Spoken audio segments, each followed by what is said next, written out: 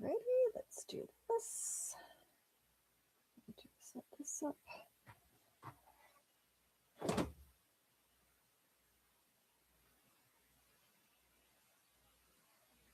Got it.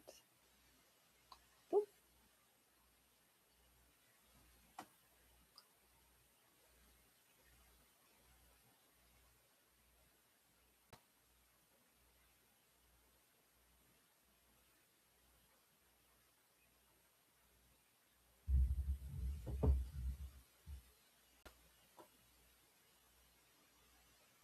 Okay, there we go.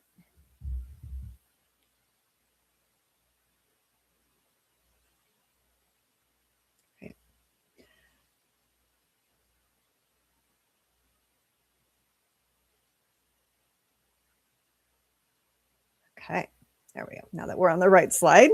Hi, everybody, and welcome to this week's Clarity Conversations Live. Today, we're going to be talking about what if the best remedy for your itchy, stinky dog is something that you're already doing.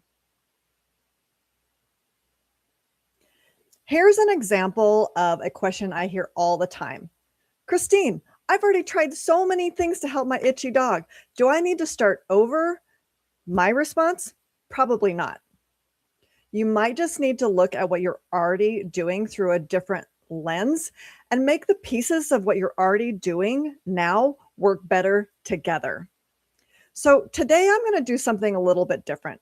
I'm going to walk through some of the most common questions I hear all the time from pet parents. And as I go through them, I'm going to show you how I think about those questions a little bit differently than you might expect. Let's dive into some of those questions. This is number one because it's literally what I hear the most often.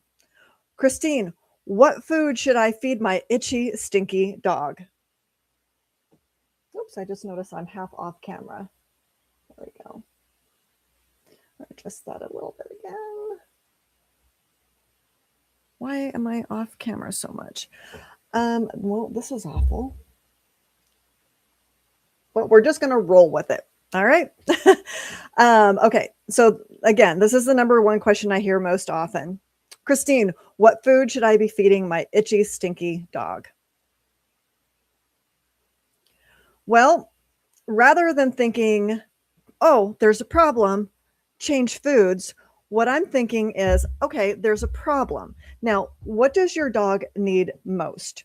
So what if the issue isn't food and I recommend a food and then he's just as itchy 30 days from now as he is right now, and you're more frustrated, if not more? So I start by asking, what does your dog need the most?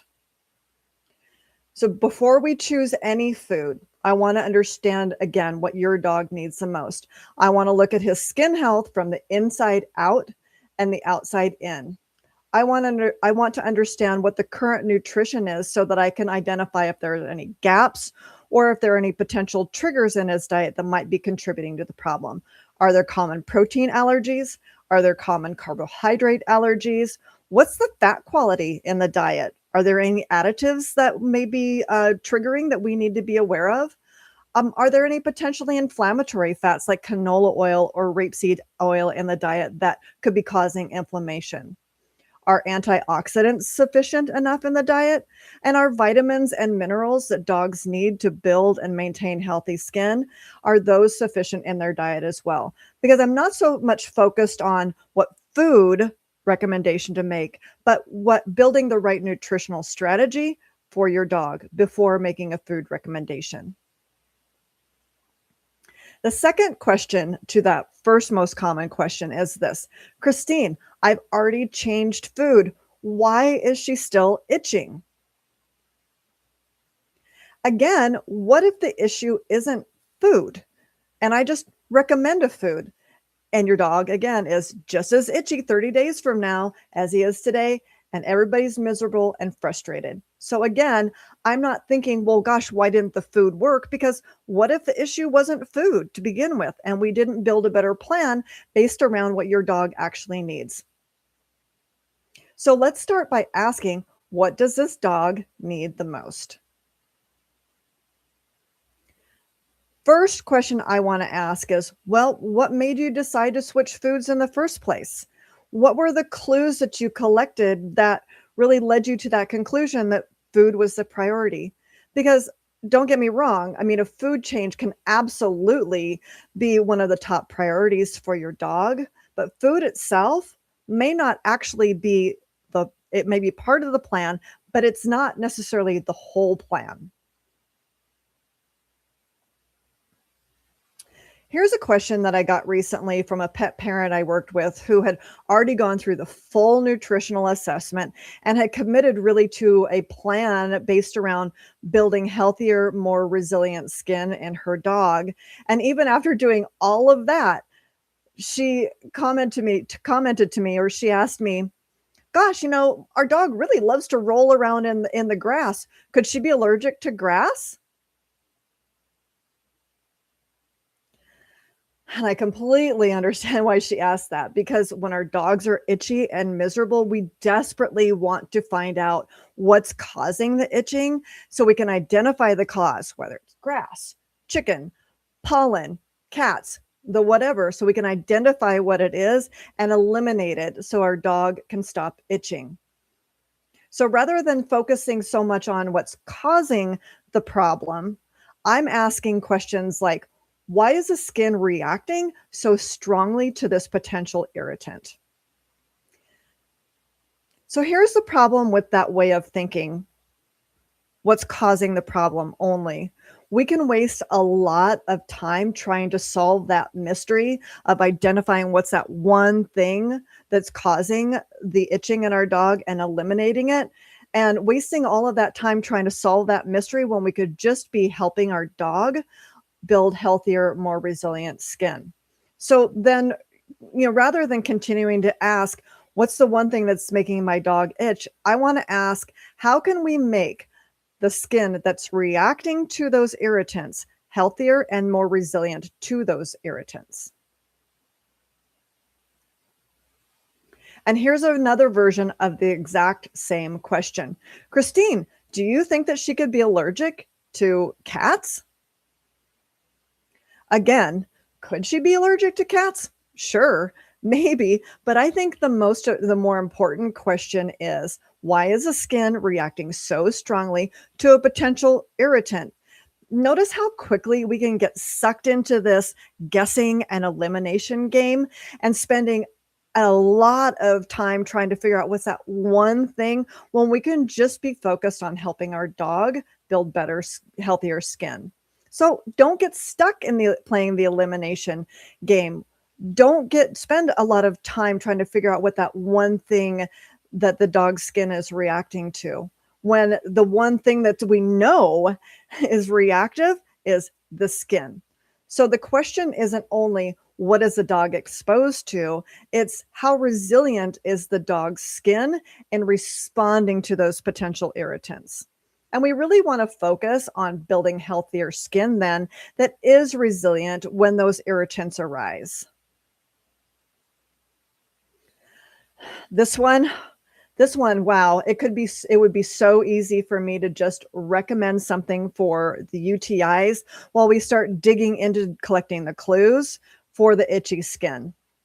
But now we've got two recurring issues happening at the same time that are affecting two vital functions within your dog's body: barrier and detox.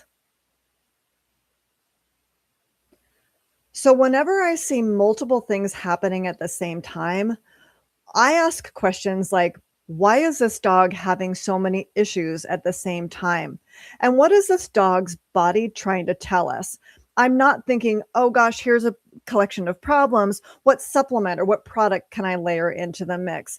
I really want to know, what is this dog's body trying to tell us that all these things are going on and happening at the same time? So my focus isn't to just add in more products when other problems arise. I want to understand the dog's full story, inside out, outside in. I want to look for connections and patterns of what's going on. I want to know what support is already being provided. Maybe there's some gaps in targeted functional support. Maybe there's some overlaps and complexity that could be simplified and lessen the burden on the dog's body. So I really want to let the clues that we're collecting determine what the dog needs most and not just get stuck in this trap of problem product. Here's another really good question that came out of a recent clarity conversation that I had with a new client. Christine, my dog is oily, itchy, and stinky only days after getting a bath. Could her high protein diet be the cause? Well, I always find these questions really interesting because by the time the pet parent has even come to me, she's already started formulating a hypothesis in her own mind about what the problem could be. So again, here we're focusing on chasing and solving a mystery around what's the problem rather than looking at this function of the barrier support in the dog. Why is the skin and coat so dysregulated that it's reacting so strongly despite being bathed just days before? So instead of confirming or denying right away, I simply said, well, it's possible, but I would want to just not take a look at all of these symptoms in isolation. I wouldn't just necessarily leap from that to, oh, high protein diet is a culprit. I would really want to look at the rest of the dog's story and understand why her barrier is so dysregulated. I would want to know things like what she's eating. What does the rest of her diet look like? What's happening with the skin, the ears, the paws? What's happening with digestion? And what does that bathing routine really look like? What kind of shampoos are being used? Are they gentle or are they stripping so that the dog's skin is over responding and excreting more sebum? So I really want to make sure that we are being led by the clues that we're being given, connect those dots and build a better plan rather than focusing on what's the one problem and chasing an elimination strategy that might not be what her dog needs the most.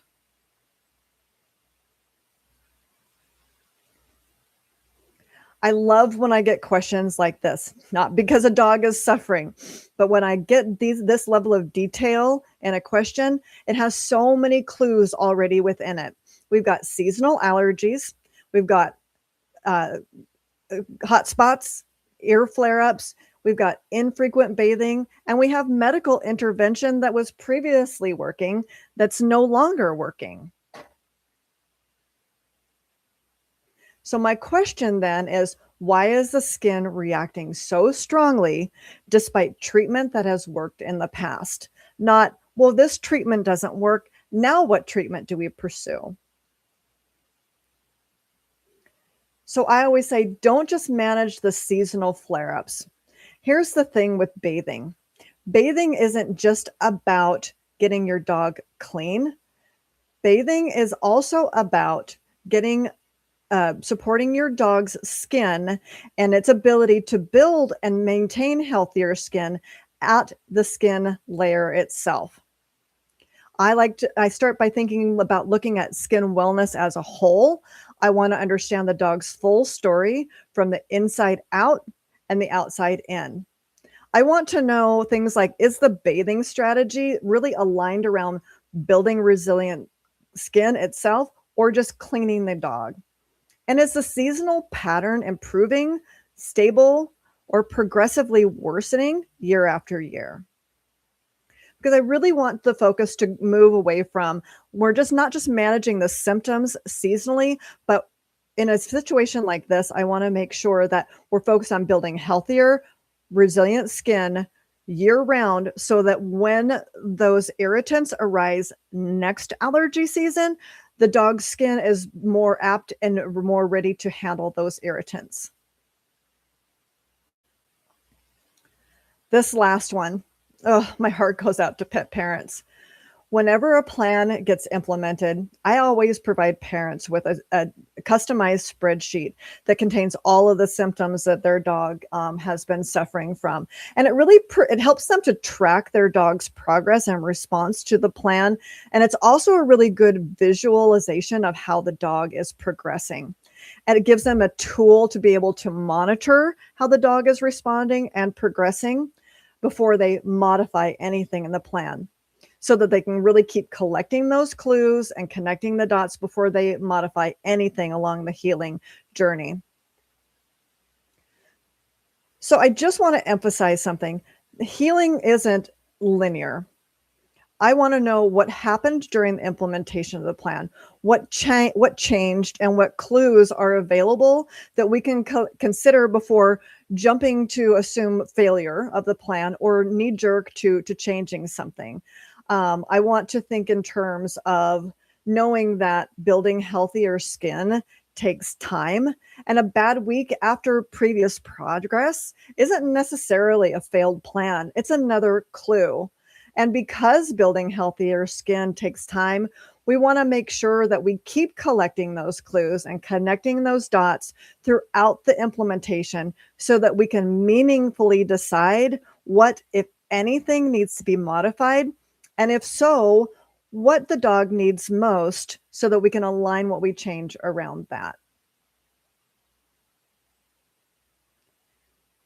So, coming full circle to where we started, no, I don't think you need to start over. I think you just need to better understand what your dog actually needs. And you do that by collecting the clues that his body is giving you, connecting the dots and getting a better understanding of his full story, prioritizing what matters most for your specific dog, building and implementing a better plan, and then monitoring his progress on implementation of that plan before you modify anything. And so by having this framework, you'll really be guessing less. You're going to have more clarity around what your dog needs the most. And then you'll be able to make better decisions for your dog's health and for his nutrition on a lifelong basis.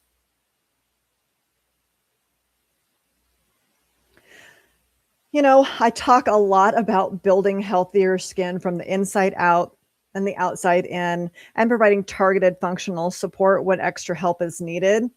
Next week, we're going to deep dive into inside out nutrition. When we talk about your dog's skin is being built from the inside out, let's start there. I hope you'll join us then.